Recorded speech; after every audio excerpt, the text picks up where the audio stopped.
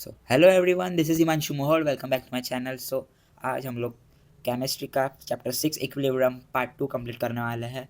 So first topic जो हम complete करने वाले हैं वो देखते हैं पहले कि सोचो अगर मैं उससे पहले एक चीज़ बता दूँ इंट्रोडक्शन के तौर पे कि सोचो अगर एक ट्रांसपेरेंट क्लोज बॉक्स है जिसमें एक यूट्यूब मॉनिमीटर है, ठीक है।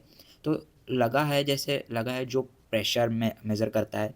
पहले बॉक्स के अंदर कोई वेपर नहीं है क्योंकि हमने ड्राइंग एजेंट जैसे एनहाइड्रस कैल्शियम क्लोराइड जो यूज़ करके सारी मॉइस्चर हटा दिए, ठीक है उसमें।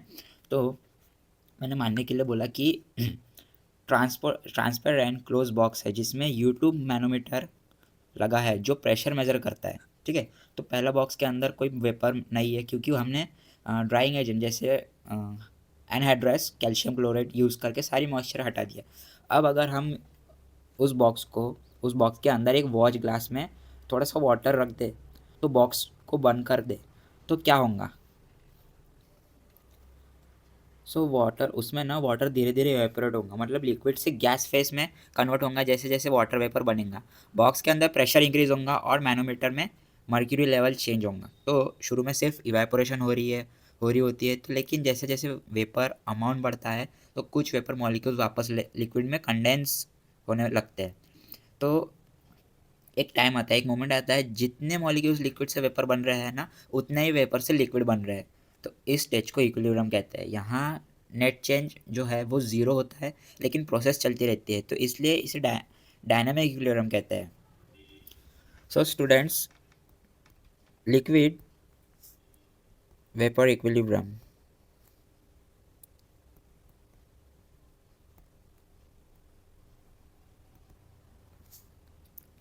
Rate of evaporation equals to rate of condensation.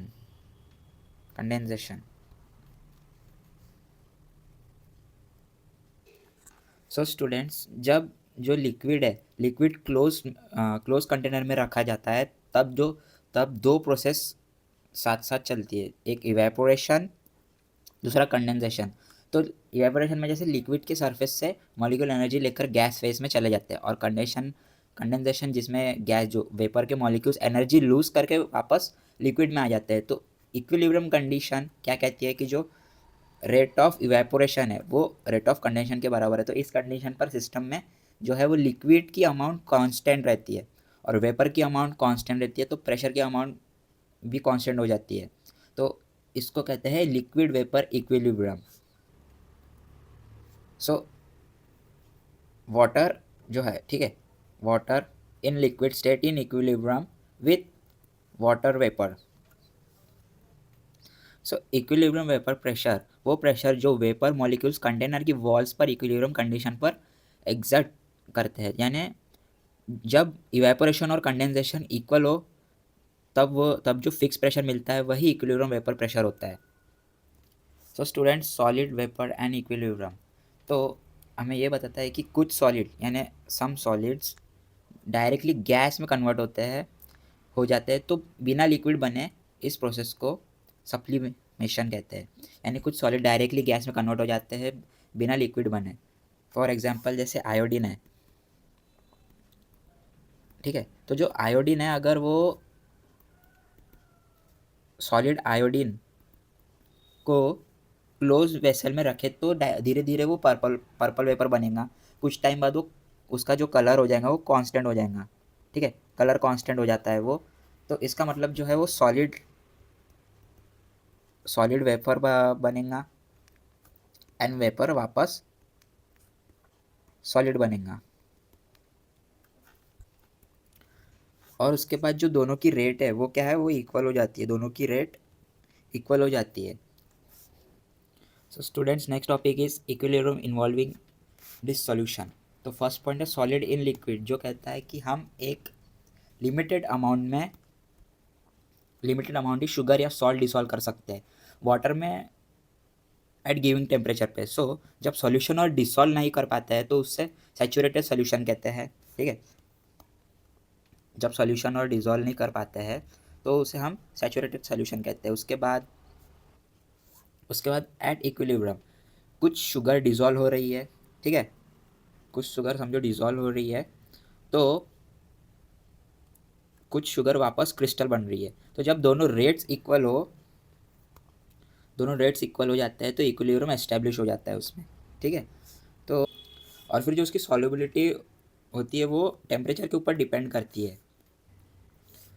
Next point is gases in liquid. So उसके ऊपर मैं एग्जांपल देता हूँ सबसे पहले कि जो कार्बन डाइऑक्साइड है, carbon dioxide is in equilibrium with dissolve carbon dioxide in aqueous solution. So यहाँ क्या हो रहा है, ठीक है, मैं बताता हूँ कि यहाँ पे कुछ कार्बन डाइऑक्साइड गैस के मॉलिक्यूल्स पानी में डिजॉल्व हो रहे हैं, तो कुछ डिजॉल्व कार्बन डाइऑक्साइड वापस फेस में आ रहा है। तो जब रेट ऑफ डिसोल्यूशन बराबर हो जाते हैं रेट ऑफ एस्केप के ऊपर, तब इक्विलिब्रियम जो होता है वो एस्टेब्लिश होता है। फिर उसके बाद जो हेनरीज लॉ है, हेनरीज लॉ हमें क्या बताता है कि amount of gas dissolve in a liquid is directly proportional to the pressure of the gas above the liquid. So simply अगर प्रेशर बढ़ने पर ज़्यादा गैस मॉलिक्यूल्स लिक्विड में पुश होते हैं तो सॉल्युबिलिटी वो इंक्रीज हो जाती है, ठीक है। पर प्रेशर कम होने पर गैस बाहर निकलती है तो सॉल्युबिलिटी डिक्रीज हो जाती है। क्या हो जाती है उसमें? डिक्रीज हो जाती है। So student that example I will give you. So cold drink, ठीक है, कोल्ड ड्रिंक बॉटल में कार्बन डाइऑक्साइड हाई प्रेशर में पर डिजॉल्व होती है। तो जब बॉटल खोलते हैं, व्हेन बॉटल इज़ ओपन, ठीक है, तो जब बॉटल खोलते हैं प्रेशर सडनली कम हो जाता है और उसके बाद जो कार्बन डाइऑक्साइड बबल्स के फॉर्म में बाहर निकलती है। तो ये जो बताया गया है ये हेनरीज लॉ का प्रैक्टिकल एग्जाम्पल है। सो इस चीज़ के कारण टेम्परेचर के ऊपर इफेक्ट क्या होगा वो मैं बता दूँ कि solubility of gases decreases with increase in temperature. So students reason क्या है इसका कि गैस डिजॉल्व होना मोस्टली एक्सोथर्मिक प्रोसेस होता है। तो टेम्परेचर बढ़ाने पर गैस मॉलिक्यूल की काइनेटिक एनर्जी बढ़ जाती है तो वो लिक्विड से इजीली एस्केप कर जाते हैं। इसलिए जो ठंडे पानी में गैस ज़्यादा डिजॉल्व होती है और गर्म पानी में गैस कम डिजॉल्व होती है। तो हेनरीज लॉ तब वैलिड है जब गैस लो प्रेशर पर हो और सॉल्युबिलिटी डाइल्यूट हो और गैस सॉल्वेंट के साथ रिएक्ट ना करे। तो स्टूडेंट्स फिजिकल इक्विलिब्रियम के कुछ कैरेक्टरिस्टिक है वो मैं एक्सप्लेन करूँगा कि सब फिजिकल इक्विलिब्रियम में कुछ कॉमन प्रॉपर्टीज़ होती है। जैसे इक्विलिब्रियम सिर्फ क्लोज्ड सिस्टम में पॉसिबल है और अपोजिंग प्रोसेस सेम रेट से चलती है, ठीक है। और उसके बाद माइक्रोस्कोपिक प्रॉपर्टीज़ कॉन्स्टेंट हो जाती है, जैसे प्रेशर कॉन्सेंट्रेशन एंड कलर।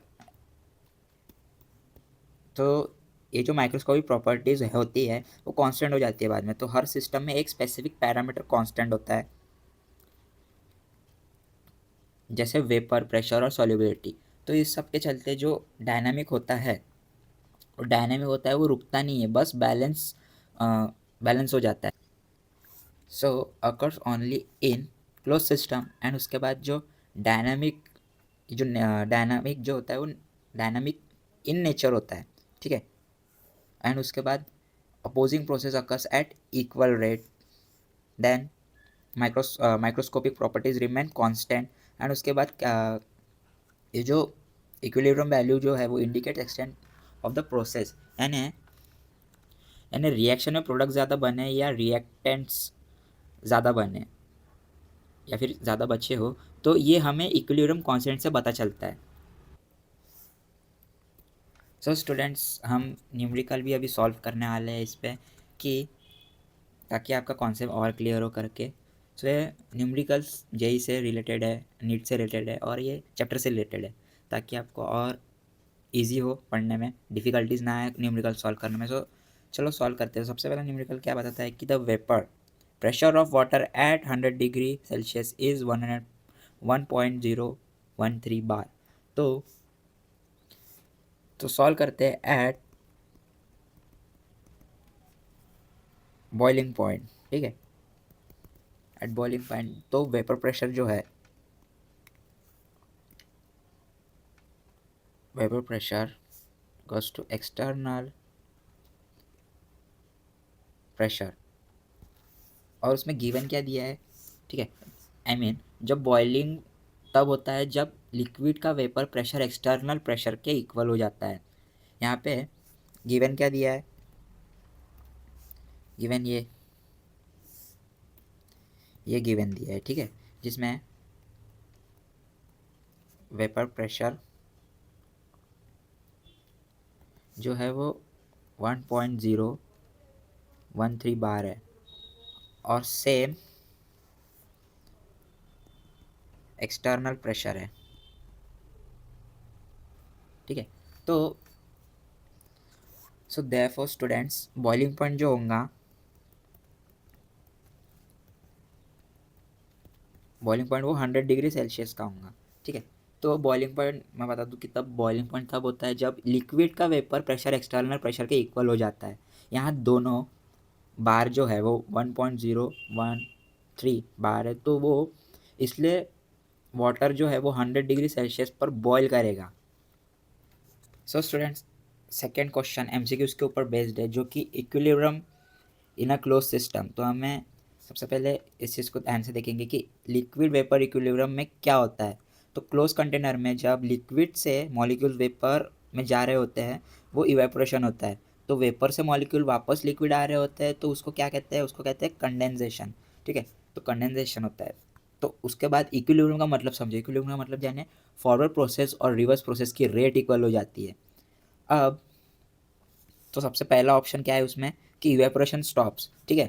तो इवेपोरेशन में इक्विलिब्रियम में इवेपोरेशन रुकती नहीं है, वो चलती रहती है, बस उसकी रेट कंडेंसेशन इक्वल हो जाती है। तो ऑप्शन ए जो है ये भी गलत है। उसके बाद ऑप्शन बी देखेंगे कंडेंसेशन स्टॉप, तो इसमें क्या बताता है कि कंडेंसेशन भी रुकती नहीं है, वो भी कंटिन्यूसली चलती है, तो इक्विलिब्रियम डायनामिक होता है ना कि स्टैटिक, तो ये भी ऑप्शन क्या हुआ, गलत हुआ। उसके बाद option C rate of evaporation and rate of condensation, तो बिल्कुल सही। इसमें क्या है कि जो रेट ऑफ इवेपोरेशन है ये यही इक्विलिब्रियम की डेफिनेशन है कि इस कंडीशन पर लिक्विड की अमाउंट जो लिक्विड है, लिक्विड अमाउंट जो है वो कांस्टेंट है, और साथ ही में जो वेपर है, वेपर की भी अमाउंट जो है वो कांस्टेंट है। एंड उसके बाद प्रेशर प्रेशर प्रेशर और वेपर ये और लिक्विड तीनों की जो अमाउंट है वो कांस्टेंट है, इसके कारण ही रेट ऑफ इवेपोरेशन और रेट ऑफ कंडेंसेशन इक्वल है, तो इसके सही आंसर है सी। एंड हाँ, ऑप्शन डी के बारे में बता दूं कि प्रेशर बिकम जीरो, तो इसमें गलत क्या है कि इक्विलिब्रियम पर वेपर प्रेशर जीरो नहीं होता है, एक्चुअली एक फिक्स्ड वैल्यू का इक्विलिब्रियम वेपर प्रेशर से डेवलप होता है। तो इसी के चलते ऑप्शन सी जो है वो करेक्ट है, rate of evaporation equals to rate of condensation. तो स्टूडेंट्स लास्ट एमसीक्यूज जो न्यूमेरिकल के ऊपर बेस्ड है वो और हेनरीज लॉस के ऊपर बेस्ड है, ठीक है। तो at 1 atmosphere pressure 0.02 mole of carbon dioxide dissolve in water. So let's solve this कि जो कॉन्सेंट्रेशन है वो कॉन्सेंट्रेशन जो है वो प्रोपोर्शनल हो जाता है प्रेशर के ऊपर, ठीक है। जैसे कॉन्सेंट्रेशन या अमाउंट डिजॉल्व डायरेक्टली प्रोपोर्शनल होता है प्रेशर के, तो टेम्परेचर कांस्टेंट है इसलिए हेनरीज लॉ डायरेक्टली अप्लाई होगा। तो इसमें सबसे पहले देखेंगे गिवन क्या है, ठीक है। तो गिवन ये है कि एट 1 एटमॉस्फेयर 0.02 मोल डिजॉल्व्स, ठीक है, उसके डिजॉल्व्स इन प्रेशर। तो इसमें जो प्रेशर है, प्रेशर में 5 एटमॉस्फेयर हो गए, तो प्रेशर जो है उसमें प्रेशर इंक्रीज होगा, तो 5/1 इज इक्वल टू 5, तो मतलब प्रेशर 5 टाइम्स इंक्रीज हुआ है।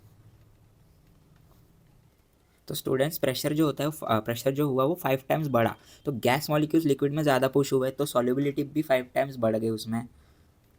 तो उसके चलते डायरेक्ट प्रोपोर्शन अप्लाई करके देखेंगे तो क्या इसमें क्या है, जो C2 is equal to C1 into P2 upon P1, उसके बाद C2 is equal to 0.02 into 5, then जो आंसर निकलेगा C2 इजिकल टू 0.10 मोल। सो 0.10 मोल है राइट आंसर। और 0.10 मोल कैसे आया कि 0. मोल इसलिए आया क्योंकि प्रेशर 5 टाइम्स बढ़ा और सॉल्युबिलिटी भी 5 टाइम इंक्रीज हुई। सो गाइस, आज का सेशन हम यही ख़त्म करते हैं। अगर आपको कुछ डिफ़िकल्टीज़ आ रही होंगी तो प्लीज़ कमेंट करके बताएं और मुझसे प्रॉब्लम पूछिए कि क्या डिफ़िकल्टीज़ आ रही है करके, ठीक है। So thank you everyone, please like share and subscribe my channel. Good bye.